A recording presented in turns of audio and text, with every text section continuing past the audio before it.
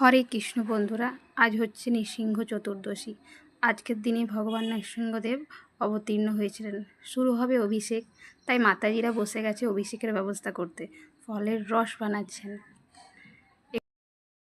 অভিষেক করার জন্য দীর্ঘ লাইন দেওয়া হয়েছে। মাতাজিরা সকাল থেকে উপবাস করে নরসিংহদেবকে অভিষেক করবেন। শুরু হয়ে গেছে অভিষেক। আমাদের নিধিবনে সবথেকে আজকের তিথিতে ভগবান বিষ্ণু নরসিংহদেবের অবতার নিয়েছিলেন। ভক্ত প্রহ্লাদের ভক্তি এবং বিশ্বাস এই অবতারে নিতে ওনাকে বাধ্য করেছিলেন। হিরণ্যকশিপুরকে বধ করে তিনি ধর্মের প্রতিষ্ঠা করেছিলেন। আজকে হলো সেই বিশেষ পবিত্র তিথি। তা একবার সবাই বলো, জয় নরসিংহদেব। অভিষেক করলে তো মঙ্গল হয়। অভিষেক যদি কেউ দর্শনও করো তাতেও নাকি তার মঙ্গল হবে।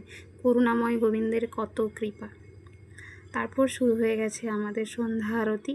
সন্ধ্যা আরতির মধ্যে থাকে তুলসী মহারানীর আরতি, গৌরাঙ্গ মহাপ্রভুর আরতি, তারপর থাকে নৃসিংহদেবের আরতি। আরতি দর্শনের পর ছিল ভোগ নিবেদন। ভোগ দর্শনে দুর্ভোগ কাটে, তাই সবাই ভোগ দর্শন করুন আর বলুন জয় নরসিংহদেব